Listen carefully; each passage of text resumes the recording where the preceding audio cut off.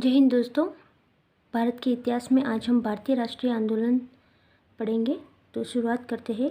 Congress party के कट्टरपंथी नेताओं के समूह के प्रमुख नेताओं में से एक Jawaharlal Nehru independence for Indian league की स्थापना निम्न में से किसके विरोध में की थी? तो वो नेहरू रिपोर्ट के विरोध में की थी।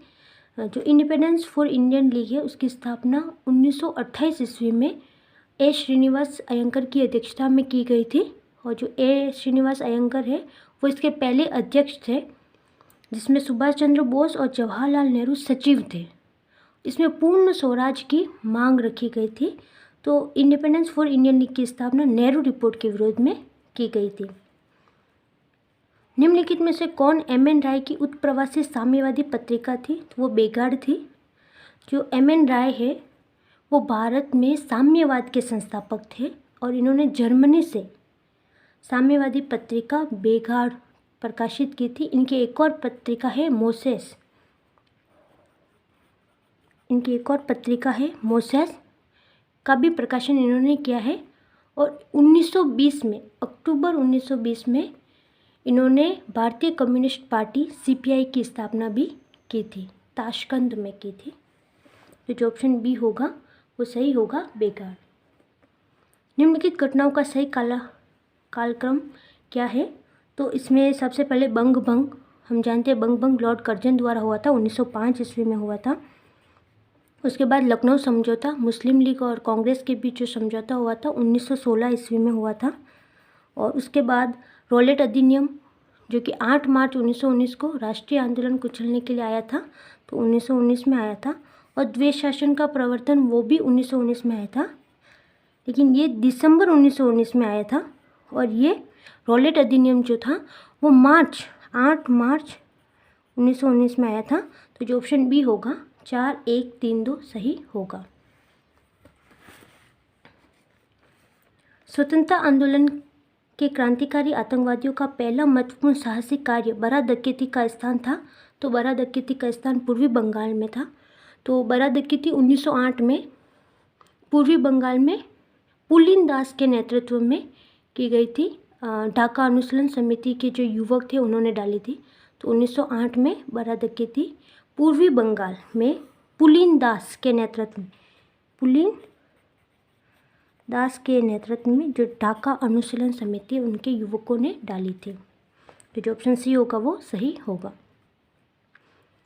महात्मा गांधी ने 1930 ईस्वी में सविनय अवज्ञा आंदोलन का आरंभ किया था। तो साबरमती आश्रम से आरंभ किया था।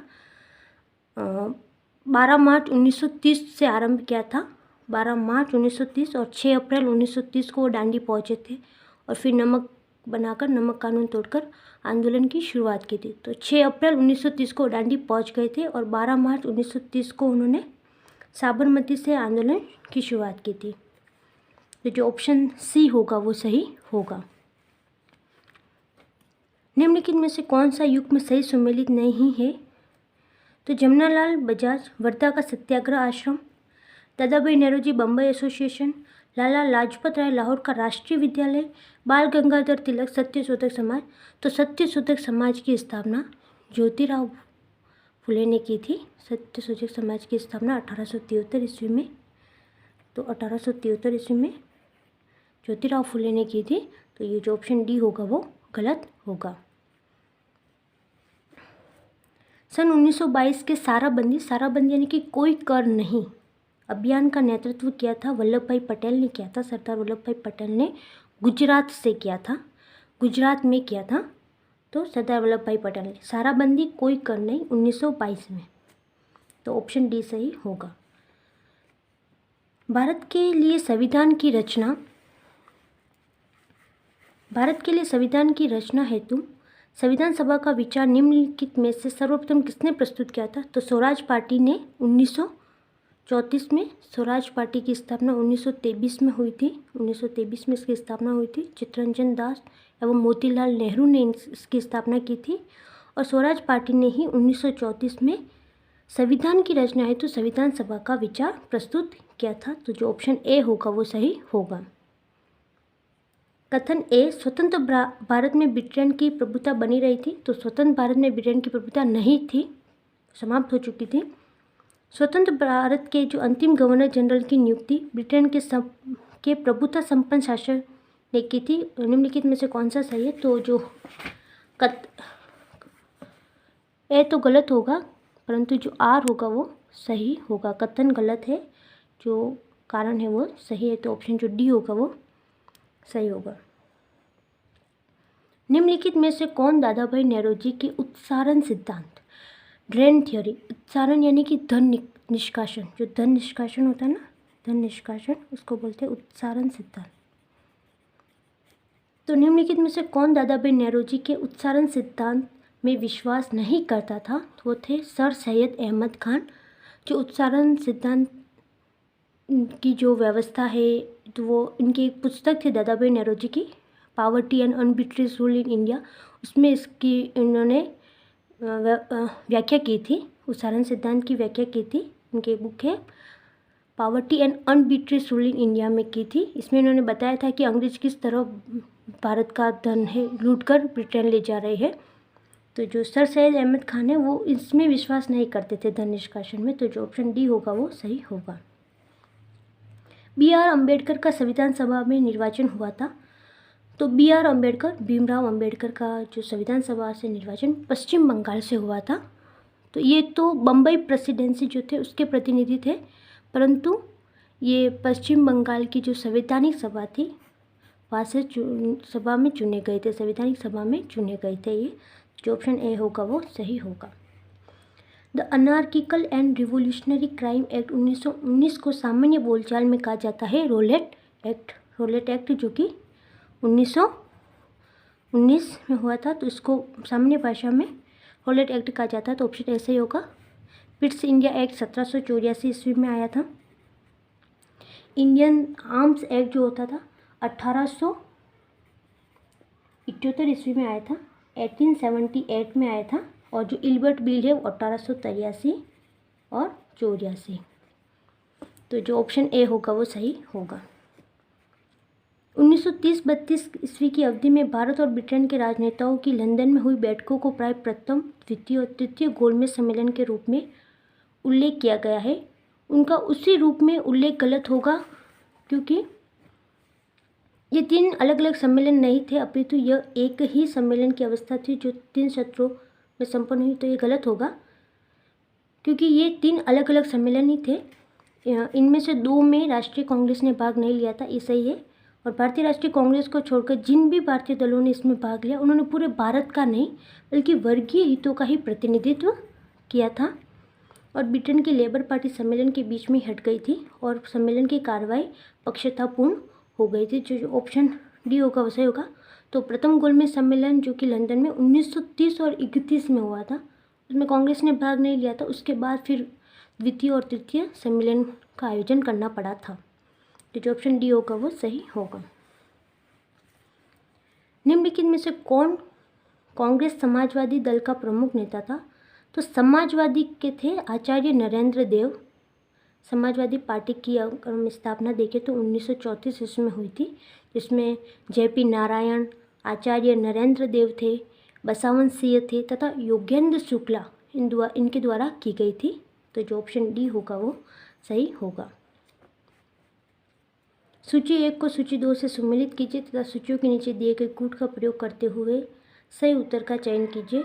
तो सूची 1 और सूची 2, तो इसमें Surendra Nath Banerjee a nation in making, Surendra Nath Banerjee ये संगठन थे, मतलब ये तो व्यक्ति है और ये हिंद, मतलब इनके जो इनकी पुस्तकें हैं ये, तो Surendra Nath Banerjee a nation in making, option है M के Gandhi, Hind Swaraj, Subhash Chandra Bose the Indian struggle, और लाला लाजपत राय ने ऑटोबायोग्राफिक्स राइटिंग्स यानी आत्मचरितात्मक रचनाएं लिखी थी। ऑप्शन जो सी होगा वो सही होगा। तो सुरेंद्र नाथ बनर्जी ने अ नेशन इन मेकिंग, M के Gandhi, Hind Swaraj, Subhash Chandra Bose the Indian struggle, और लाला जो लाजपत राय थे उन्होंने ऑटोबायोग्राफिक्स राइटिंग्स लिखी थी, आत्मचरितात्मक रचनाएं। तो जो ऑप्शन सी होगा वो सही होगा।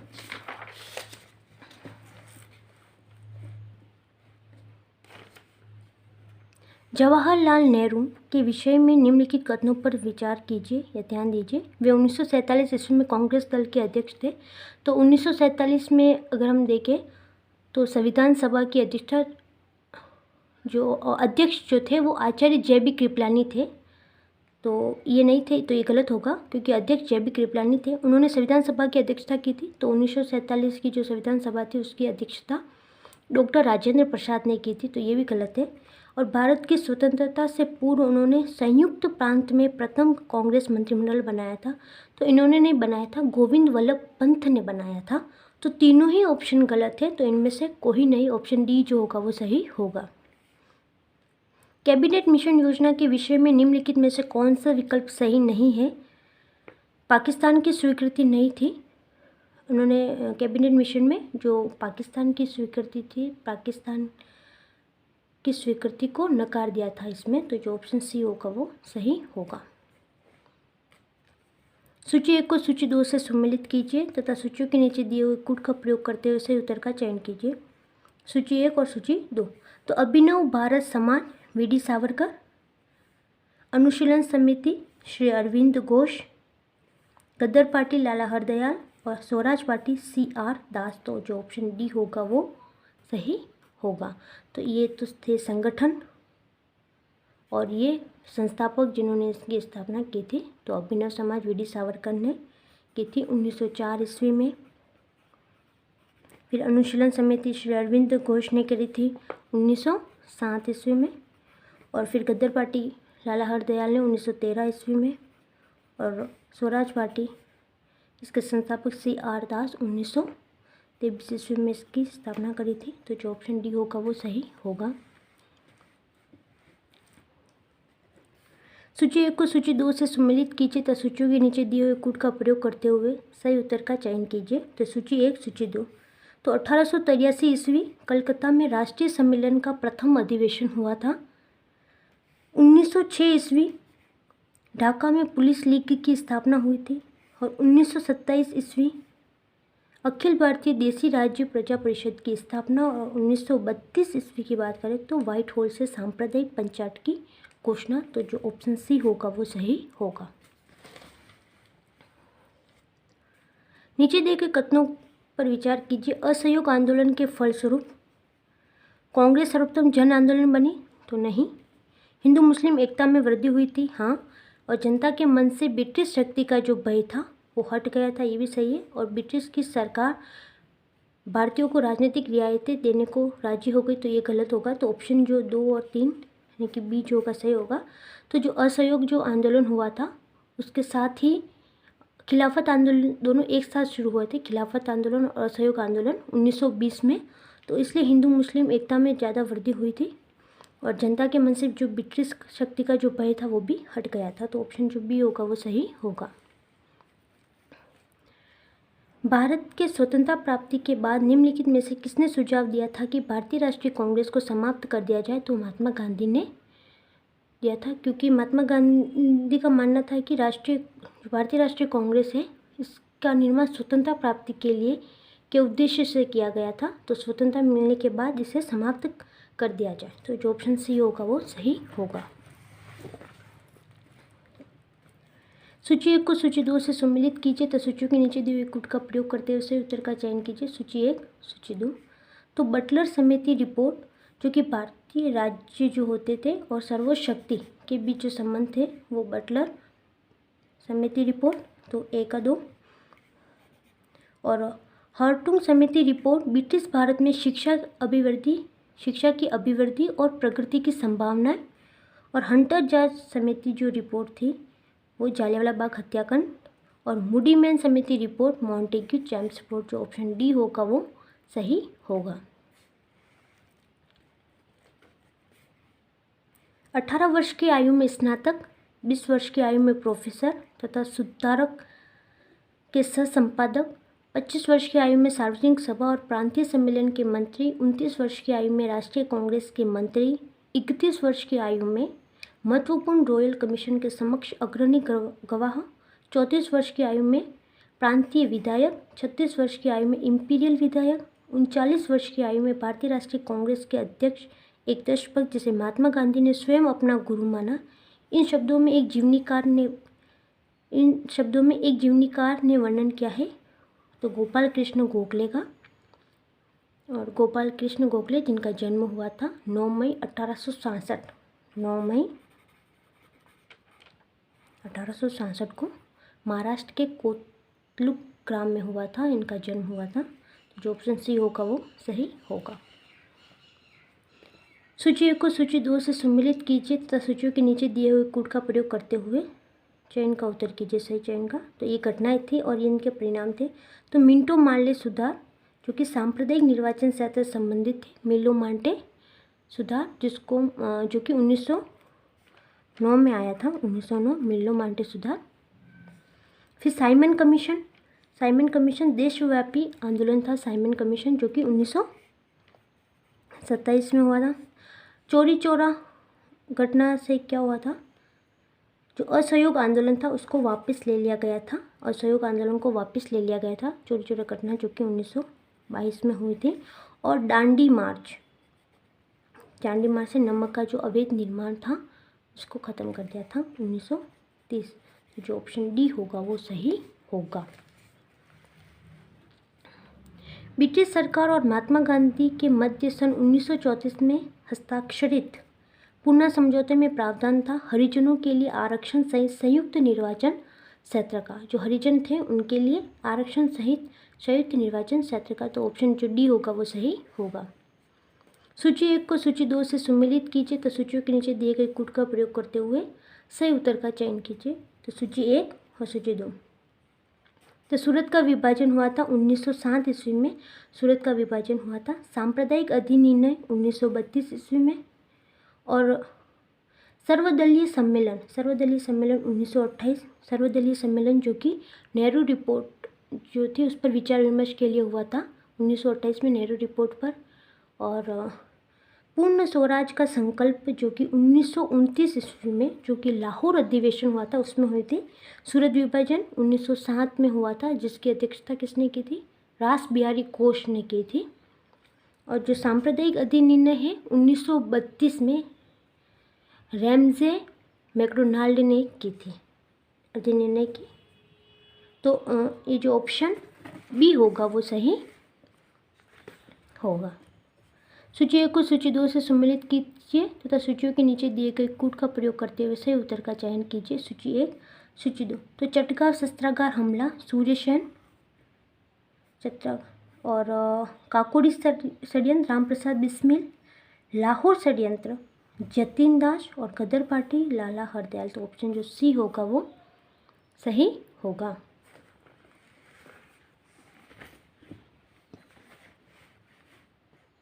MC सितलवाड़, BN राव तथा अल्लादी कृष्णा स्वामी अय्यर प्रख्यात सदस्य थे। तो सर्वेंट्स ऑफ इंडिया सोसाइटी के, तो जो ऑप्शन डी होगा वो सही होगा। सर्वेंट्स ऑफ इंडिया सोसाइटी की स्थापना वर्ष 1905 ईस्वी में हुई थी। गोपाल कृष्ण गोखले ने की थी इसकी स्थापना। जो महाराष्ट्र के जो नौजवान थे उनको सार्वजनिक जीवन के लिए प्रशिक्षित करने के उद्देश्य की थी। इस सोसाइटी के द्वारा 1911 ईस्वी में नागपुर से एक अंग्रेजी समाचार पर द हितवाद का प्रकाशन किया था। तो सर्वेंट्स ऑफ इंडिया सोसाइटी के सदस्य है ये MC सितलवाड़, BN राव, अल्लादी कृष्णा स्वामी अय्यर। तो जो ऑप्शन डी होगा वो सही होगा। निम्नलिखित घटनाओं का सही अनुक्रम क्या होगा। तो सबसे पहले होगा कामाघाटा मारू प्रसंग हुआ था, उसके बाद महात्मा गांधी का भारत आगमन और तिलक का होम रूल। एक तो कामाघाटा मारू जो प्रसंग हुआ था, कामाघाटा मारू प्रसंग 1914 ईस्वी में हुआ था। महात्मा गांधी का भारत आगमन 1915 और तिलक का होम रूल 1916 में। तो जो ऑप्शन डी होगा वो सही होगा। 1927 ईस्वी के साइमन कमीशन का बहिष्कार किया गया क्योंकि कमीशन में कोई भारतीय सदस्य नहीं था। और साइमन कमीशन में कुल जो सदस्य थे सभी 7 सदस्य थे, उसमें वो सभी अंग्रेज थे, तो भारतीय नहीं थे, इसलिए इसका बहिष्कार किया गया। तो ऑप्शन ए सही होगा। भारतीय मुसलमान सामान्य रूप से उग्रवादी आंदोलन की ओर आकर्षित नहीं हुए थे। इसका कारण था उग्रवादियों की हिंदू अतीत का राग अलापने की नीति के कारण। वो जो ऑप्शन डी होगा वो सही होगा। निम्नलिखित घटनाओं में से किस एक को मॉन्टेग्यू ने निवारक हत्या के नाम से विशेषीकृत किया है? वो है जालियांवाला बाग का जो नरसंहार हुआ था उसको। तो जो ऑप्शन बी होगा वो सही होगा। निम्नलिखित घटनाओं का सही अनुक्रम क्या है? तो सबसे पहले अगस्त प्रस्ताव जो कि 1940 में, उसके बाद भारत छोड़ो आंदोलन 1942 ईस्वी में, भारत छोड़ो आंदोलन 1942 ईस्वी में, उसके बाद जो INA का मुकदमा हुआ था, INA का मुकदमा 1945, और रॉयल इंडियन नेवल रेटिंग का जो विद्रोह हुआ था 1946 में। तो जो ऑप्शन ए होगा वो सही होगा। भारत के स्वतंत्रता आंदोलन के प्रारंभिक दौर में उग्रवादी विचारधारा को निम्नलिखित में से कौन सा एक निरूपित करता है कि संवैधानिक साधनों एवं याचिकाओं के स्थान पर आक्रामक साधनों से सुशासन प्राप्त करना? तो जो ऑप्शन बी होगा वो सही होगा। निम्नलिखित युग्मों में से कौन से सही सुमेलित है? तो Theodore Beck Aligarh, Mohammedan Anglo Oriental college ये सही है, इल्बर्ट बिल रिपन सही है, फिरोज शाह मेहता भारतीय राष्ट्रीय कांग्रेस ये भी सही है, और बदरुद्दीन तैयब जी मुस्लिम लीग। तो जो बदरुद्दीन तैयब जी थे वो मुस्लिम लीग से संबंधित नहीं थे, बल्कि वे भारतीय राष्ट्रीय कांग्रेस के 1887 के मद्रास अधिवेशन के प्रथम मुस्लिम अध्यक्ष थे। हाँ, प्रथम मुस्लिम अध्यक्ष थे। तो जो चौथा होगा वो नहीं होगा। तो जो ऑप्शन डी है 1, 2, 3 ये सही होगा। कांग्रेस अपने पतन की कगार पर है और भारत में रहते हुए मेरी एक महती आकांक्षा इसके शांतिपूर्ण ढंग से समाप्त हो जाने में हाथ बटाने की है। यह कथन है लॉर्ड कर्जन का। तो ऑप्शन जो बी होगा वो सही होगा। गदर पार्टी का नेता कौन था? तो लाला हरदयाल ये सही है। लॉर्ड माउंटबेटन वायसराय के रूप में भारत आए थे, यथासंभव भारत को संयुक्त रखने की विशेष हिदायत के साथ आए थे। तो ऑप्शन जो बी होगा वो भी सही होगा। खिलाफत आंदोलन ने शहरी मुस्लिम को राष्ट्रीय आंदोलन के घेरे में ला दिया। सही है। राष्ट्रीय और खिलाफत दोनों आंदोलनों में साम्राज्यवाद विरोधी एक प्रबल तत्व था। तो ये भी सही है। तो जो ऑप्शन ए और आर दोनों सही है और आर ए का सही स्पष्टीकरण। खिलाफत आंदोलन और असहयोग आंदोलन दोनों ही एक साथ शुरू हुए थे। तो ये ए जो ऑप्शन ए है सही होगा। सन 1905 में बंगाल के विभाजन से भारतीय स्वतंत्रता आंदोलन में नरम दलियों की भूमिका समाप्त हो गई थी। तो ऐसा नहीं है, भूमिका उनकी समाप्त नहीं हुई थी। तो ए तो गलत होगा। भारतीय राष्ट्रीय कांग्रेस के सूरत अधिवेशन जो कि 1907 में हुआ था ने गर्म दलियों को नरम दलियों से पृथक किया। तो ये सही है। वो कांग्रेस 2 गुट में बट गई थी, गर्म दल और नरम दल। जो ऑप्शन डी होगा वो सही है कि ए तो गलत है, किंतु जो आर ए रीज़न वो सही है।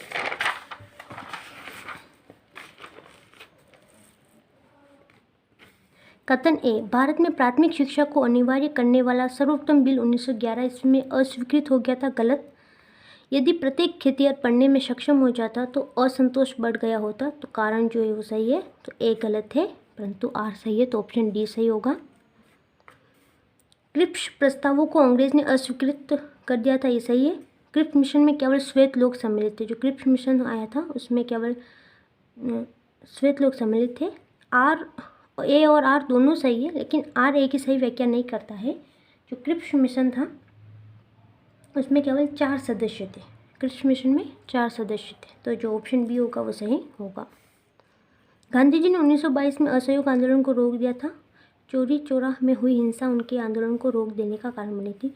तो गांधी जी ने जो असहयोग आंदोलन हुआ था वो 1920 ईस्वी में प्रारंभ हुआ था और 1922 में इसको रोक दिया गया था, क्योंकि जो गुस्से में आए हुए जो किसान थे उनके द्वारा जो उत्तर प्रदेश के गोरखपुर जिले के एक स्थान है चोरी चौरा नामक एक स्थान है, उस पर स्थित जो पुलिस थाना था उस पर क्या कर दिया, हमला कर दिया था। तो इससे गांधी जी ने असहयोग आंदोलन को वापस ले लिया था। तो ऑप्शन ए जो है सही है, जिसमें ए और आर दोनों सही है और आर ए का सही स्पष्टीकरण भी है। जब 1946 ईस्वी में भारतीय मुस्लिम लीग को अंतरिम सरकार में सम्मिलित किया गया, तब लियाकत अली खां को जो विभाग दिया गया वह है वित्त। हमने पहले भी देखा है, तो ये सी जो होगा ऑप्शन सही है। सन 1947 में भारतीय राष्ट्रीय कांग्रेस देश के विभाजन के लिए मुख्य रूप से इसलिए सहमत हुई क्योंकि वे बड़े पैमाने पर संभावित सांप्रदायिक दंगों को बचाना चाहती थी। मतलब वो नहीं चाहती थी कि बड़े पैमाने पर सांप्रदायिक दंगे हो, इसलिए उन्होंने देश के विभाजन के लिए वो सहमत हो गई थी। भारत की स्वाधीनता के समय महात्मा गांधी कांग्रेस के सदस्य नहीं थे, तो जो ऑप्शन बी है वो सही होगा, कांग्रेस के सदस्य नहीं थे। क्रांतिकारियों के गुप्त समाज अभिनव भारत का गठन किया गया था, तो वीडी सावरकर ने किया था, ऐसा ही है, तो ऑप्शन बी सही होगा। भारत में ब्रिटेन के सभी संवैधानिक प्रयोगों में से सबसे कम समय तक चला था, तो सबसे कम समय के लिए 1909 का इंडियन काउंसिलिंग एक्ट जो कि 10 वर्ष के लिए ही चला था। अगर हम देखें तो 1861 का जो इंडियन काउंसिलिंग एक्ट था वो 31 वर्ष तक चला था, और 1892 का जो इंडियन काउंसिलिंग एक्ट था वो 17 वर्ष तक चला था, और 1909 का इंडियन काउंसिलिंग 10 वर्ष, और 1919 का जो गवर्नमेंट ऑफ इंडिया एक्ट था वो 16 वर्ष तक चला था, तो सबसे कम के लिए चला था 1909 का, तो सी जो होगा सही होगा। इसका प्रस्ताव मुहिम में आया। इसमें अभी भारत को विभाजन मुक्त रखने की आकांक्षा थी, जिसका ब्रिटिश प्रांतों से मिलकर बने एक संघीय राज्य का स्वरूप होना था। उपरोक्त उपकरण का संबंध है वो है कैबिनेट मिशन से, कैबिनेट मिशन से, तो ऑप्शन जो डी होगा वो सही होगा। किस भारतीय राष्ट्रवादी नेता ने जर्मनी और ब्रिटेन के बीच युद्ध को ऐसे ईश्वर प्रदत्त अवसर के रूप में देखा जिसमें भारतीयों को उस स्थिति का अपने हित में लाभ उठाने का मौका मिलता, तो वो थे सुभाष चंद्र बोस, तो ऑप्शन से सही होगा। आज के लिए यही तक, अगली क्वेश्चन नेक्स्ट वीडियो में करेंगे, तब तक के लिए जय हिंद, धन्यवाद।